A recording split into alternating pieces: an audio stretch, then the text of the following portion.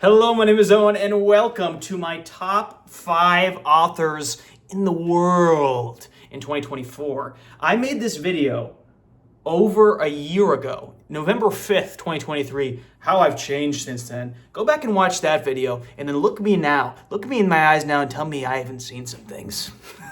Tell me I haven't aged 1,000 years in a mere one, okay? You can't say that.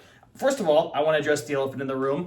Rumors of my demise were greatly exaggerated. I am back. And you know what? We're not just back. We're not just back doing a monthly look ahead. We're not just back doing a book review. We're doing a video where I talk at length about things that I decide, and that gives me such great freedom that it makes me want to soar. It simply makes me want to soar. And the interesting thing about this list, and if you do it every year, it makes you think like, really, you're gonna have a new 5 list of authors every single year? The answer is no, that's ridiculous. And you know what? You're a fake fan of the author you said last year if you completely change your list this year. That being said, I am full believer in the fluidity of likes and favorites and things you're obsessed about. So what I'm gonna do, I'm gonna give you this 5 list. A lot of them may sound similar, but a lot of them may be different as well. Because some authors I really enjoy, I simply just didn't read in the past year, so they may have dropped in my rankings.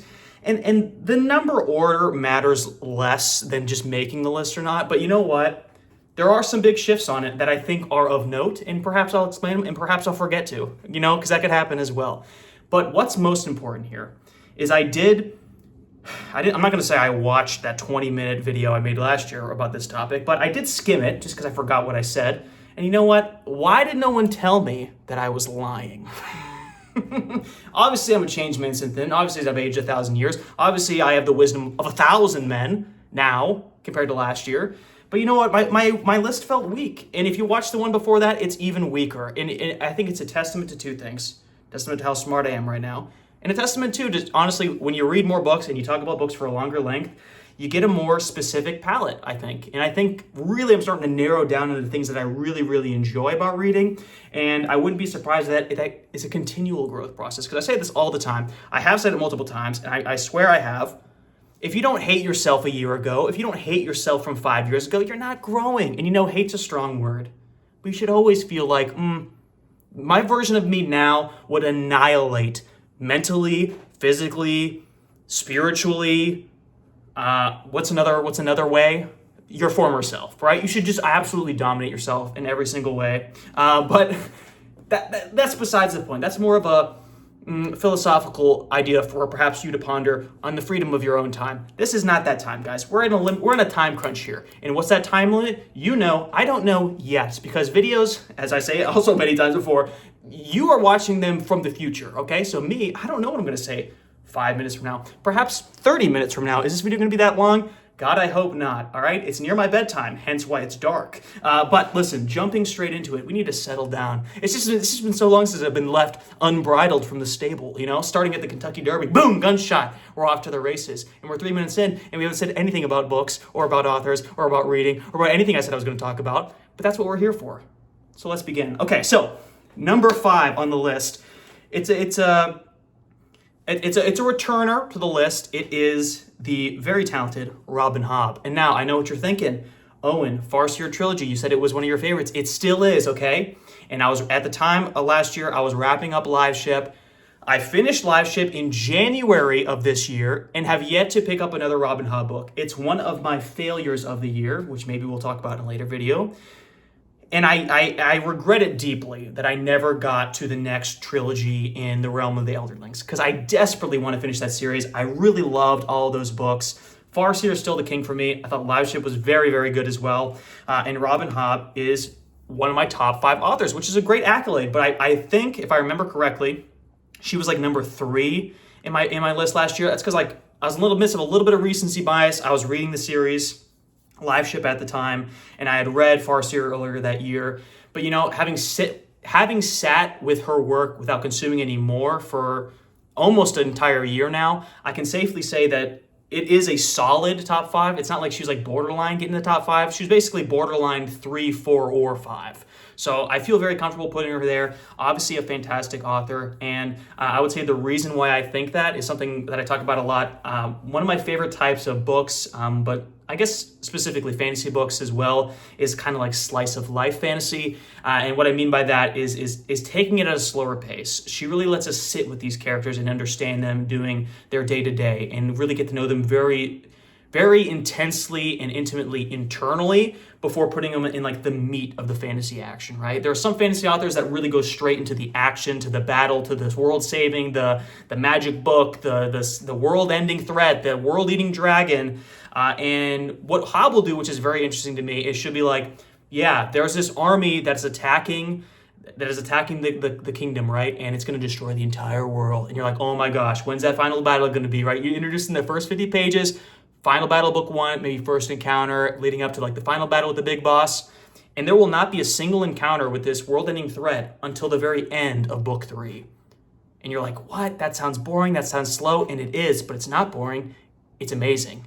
Because you really get to sit with these characters, you get to sit with Fitz, or you get to sit with the pirates and the traders of Bingtown, and you're just immersed in the world, and then you almost forget the world-ending conflict, but it's always in the back, just looming, right? And then when you finally get that payoff confrontation, you love the characters and everything that happens to them, just like is daggers in you, or it's sparks of joy. But really, it's mostly daggers because she is not kind to her characters. But absolute fantastic writing, and just talking about it, the fact that I feel so strongly inside about her work makes me like even more upset that I haven't gotten more Robin Hobb this year. It makes me more excited for potentially a 2025, the year that I finished all of Realm of the Elderlings, which is a lot of books, but you know what? I'm really excited to get back into that world. So a solid number 5 is Robin Hobb. Moving into number 4, this is an actual new addition to the list, and it is none other than Frank Herbert. And I'm going to talk about him a lot more in future videos of like my wrap-up of the year. But Herbert was really...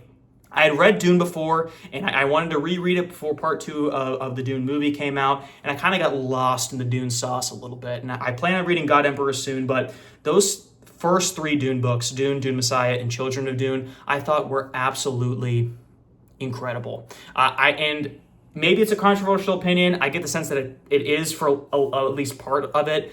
I thought the books improved upon themselves every step of the way. I thought Messiah was better than Dune, which I know is controversial. I thought Children of Dune was far better, okay, and I'll die on this hill, than both of them, perhaps even combined. I thought Children of Dune was a fantastic thematic plot payoff, and it's just fantastically smart written sci-fi. And I'll admit, sci-fi is not a genre that I've really sunk my teeth into. I've read a little bit of Asimov, and then obviously Herbert is like the biggest thing I dipped into, and then Gene Wolfe kind of toes the line of sci-fi and fantasy. But sci-fi is not really a genre I would consider myself super familiar with, but it's no wonder to me why Dune is considered such a pillar of that genre. I just think it's one of those books that on the surface the plot is interesting, it's engaging, it's I wouldn't say action-packed, but there's a lot going on, a lot to sink your teeth into, like on the base level. But it's just such a world where you always know you're getting just the surface level, right? And obviously there's people who devote their lives to this like Dune lore, and I'm never one of those people that really can like fully immerse myself in like deep lore and like start watching YouTube videos where it's like you only know this part in the compendium novel. I'm not that type of person, but I do like having that option and feel like I'm standing at the edge of an abyss of a world where people have the freedom to dive into. And it's just so thought out, so well done. And again, a theme with me that I really like is just great character work. I think the conflicts that Herbert creates with his characters, with Paul in the first one, and then Paul in Messiah as well, and just like his arc across the entire 3 books of the character and the mythos of Paul as that develops, without giving any spoilers about how it develops if you haven't read any of the Dune books, and then also some of the side characters that are interested in the story. And the other thing I really like that I would talk about Dune is something I feel like is underrated, or at least was underrated to me, and then but as I sat with it, it became more evenly rated. Can something be underrated with you if you say it's underrated? Because wouldn't that mean you're rating it equally? What I mean is it was underrated when I read it, but now it's evolved to being properly rated because it's not underrated anymore. It's his use of like sci-fi, like the magic of the world as a plot device. Because sometimes you have like the 2 schools of thought. You have the Brandon Sanderson, magic is a science. In this world, this magic works like this because of this. And you need to do this and this and this. Or like Lord of the Rings, soft magic. Gandalf bangs his staff. 1 of 4 things can happen. Fireworks, he's going to save the world. he's gonna die and turn a different color, or he's just gonna like, I don't know, like fart a rainbow. And that's my extent of the understanding. And I know I'm probably, there's some people out there probably understand it perfectly well. It's just more vague, right? Like, what does a ring of power actually do? I don't really know. Maybe some people do, but me, having read the books, watched the movies, I don't really know. Did I finish the books? I didn't finish the books. But listen, okay, this is not a Lord of the Rings discussion. But the things that, especially in Children of Doom, this really stood out, the way that Herbert uses like the idea of like the abominations and like living with like the memories of your ancestors, and how he uses that as like a plot device especially in the third book, and like the idea of like the prescience and how that affects how characters act about seeing the future. It's very, very interestingly done, and it adds the whole like thematic question of the book, which is like, if you knew the future, like would you be strong enough to do that? And that whole debate of like how horrible could you be to save the world? That's kind of an underlying question of the whole series, and like using these sci-fi elements to further that question and make it more interesting. It's just fantastic writing, and it's very, very good, obviously, because Dune is a classic. And I'm excited to read God Emperor. I'm still on the fence if I want to continue from there, because when I heard it goes off the rails, and obviously Brian Herbert kind of takes over, but I am excited to read God Emperor Doom, just to see where he takes it after Children of Doom, because that's a great thing about the series as well, is that after each book ends, it could go one of a million directions, and it goes a way that's interesting every time, at least so far for me. But Frank Herbert is my number 4. Moving into number 3, my previous number 1, it is Daphne du Maurier. The reason why she is my number 3 now, I guess the reason why she dropped down, I did read The House on the Strand this year, and if you remember from my review, I didn't like it that much. I thought it was by far her worst book, not particularly interesting. I think the concept of this guy who keeps getting transported back in time, very, very intriguing to me. Did not pay off. We did not focus on the right things. It was not interesting. It was not engaging. It was a flop. It was one of my worst books I read this year. So it took it from 1 to 3. But why is she still in the top 5? Because and this is something I talk about a lot as well, when I'm talking to people in real life and they ask me, what kind of authors do you like to read? What are your favorite books? The first thing that comes to my mind is always My Cousin Rachel. Even if that's not what I say, even if I give them like the Count of Monte Cristo, my first thought is always My Cousin Rachel, because it's just like my idea of like a perfect, like nice little tight thriller book that's fantastically written, has got a great plot. And then I think about all her other works, about Rebecca, about Jamaica Inn, and how much I enjoyed those books. And even though I had a stinker in House of the Strand, if I didn't just buy another one of her books, guys, she's got me locked in. And you know what? I think that's a test of an author that you love, is when you're always gonna buy another one of the books. Obviously, not gonna be the next one of her books, because she's dead. But I will always continue to try her books. And I think this is the last one of her like main ones that are like famous and like well received for the most part. So the rest of them all might be of like House of the Strand quality, but even if that's the case, the amount of enjoyment I have gotten from Daphne du Maurier as like a specific period piece, thriller, like edge of your seat, like weird characters in like an old England time, it's just a vibe. It's just a vibe, and I can't say more than that. If you want more specific thoughts about like those books, I encourage you to watch my review. Rebecca was one of my first reviews on the channel. So in some ways, it's like I read a book like that and inspired me to do this, right? I wouldn't be here today without Daphne du Maurier. And I think so that she's just a fantastic writer, one of the greatest authors perhaps I've ever read. And that's why she's staying on the top 5, guys. She's staying on the top 5. And that's a strong 3 as well. It's a very strong 3. Number 2 is another one who's kind of aged like fine wine in my brain. It is John Steinbeck. Everyone knows that that the book I read at the end of last year, East of Eden, was a standout of the year. Now, I did read that after I made my favorite authors of the year video, but I grew up, and listen, East of Eden's right here. I always got it right beside me, just in case I need to pull it out. No, really, I bought this for a friend 6 months ago, and I just haven't mailed it yet, because I'm so silly like that. But that's a book that really, really stuck with me at the end of last year, and has still carried me through this year. I've recommended that book countless times. Now, sometimes I get put on the spot, like I did Jimmy Nuss's live stream. He's like, what's the book about? And you know what? I froze. Okay? I don't got everything up here all the time, right? I just have a lot of different things. And it's just a book that, if I could say, like, what's the best book you've read recently, it's always going to be East of Eden. It's just a fantastic classic. And growing up with Grapes of Wrath, of Mice and Men, I just think Steinbeck is probably one of the greatest authors to ever have lived. okay? And it might seem a little bit like cliche to say it, because obviously he's a very famous author and his books are very famous, but East of Eden it's one of those books that changes like the psychology of your brain. You know, exploring the idea of good and evil, about purpose, and can you overcome like nature versus nurture, all those discussions like with a biblical background or a biblical overlay, I guess, because obviously East of Eden, Adam and Eve, Cain and Abel, especially in East of Eden. It's just a fantastic American novel, and because of its sticking power, and even to the extent of like Grapes of Wrath, like I read that in high school and stuck with me all the way up to the fact that I went into East of Eden. Someone's like, oh, East of Eden's a good book. I'm like, who wrote that? Steinbeck, Grapes of Wrath, Grapes of Wrath I love, Grapes of Wrath, boom, we're going to read it, and it just stuck with me like that. He has not missed for me yet, and I am encouraged to check out some of his other works just to see what else I can dive into that author. But the power of East of Eden alone has propelled him to my number 2 spot and in favorite authors as of 2024. So moving into number 1, you know him, you love him. I don't shut up about him ever. It is Steven Erikson. I can say without a doubt, this is on this channel at least, Steven Erikson is the person I yap about the most. Less so in like real person public, because I just think Malazan is a hard sell. Just in terms of me explaining it properly and also like getting people to embark on the journey that is Malazan. But you guys know, I'm not going to talk about it at length just because you know how much I love Malazan. But as someone who is a deep enjoyer of themes that are fully thought out and thoroughly executed in every stage of a book, the fact that Erikson's able to do that over a 10-book behemoth of a series, like 12,000 page series, and every book is deep and it's action packed and it's fun, mixed with this deep messaging, and it'll make you cry, it'll make you laugh. It's literally like one of the most fully formed pieces of art that I've ever read in the fantasy genre, and it is by far my favorite fantasy work that I've ever read as a completed 10-book series. And I've been doing a reread for well over a year now of Malazan Book of the Fallen, and even though it's taken me a while, I'm still enjoying every step of the way. And for those of you that know,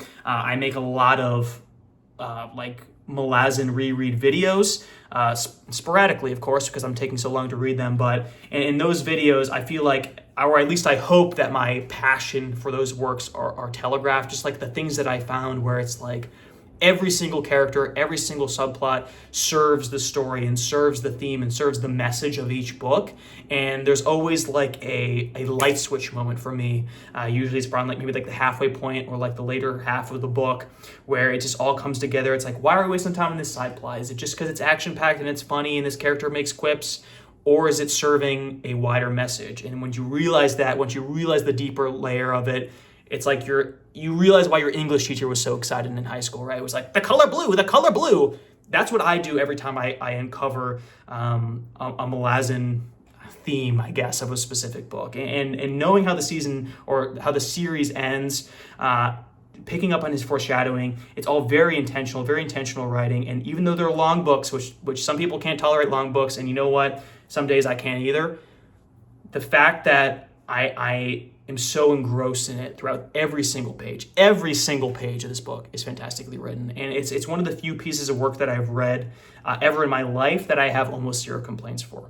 East of Eden is another one of them. Malazan, the entire 12,000 Book of the Fallen, is also a part of that, which I just think is a fantastic achievement for him as an author, and means that he will probably never leave my top 5 author list. I think last year he was number 2. This year he's at number 1. Who knows where he'll be in the next year? And it helps him a lot that I'm rereading the series so slow, because he's always forefront of my mind. He's always just sitting there taunting me, right? Because I'm in the middle of book 5 now, book 5 of 10. So we'll see if I even finish it next year. Who knows? But I always love a good Malazan, a good Steven Erikson book, and he's my number 1.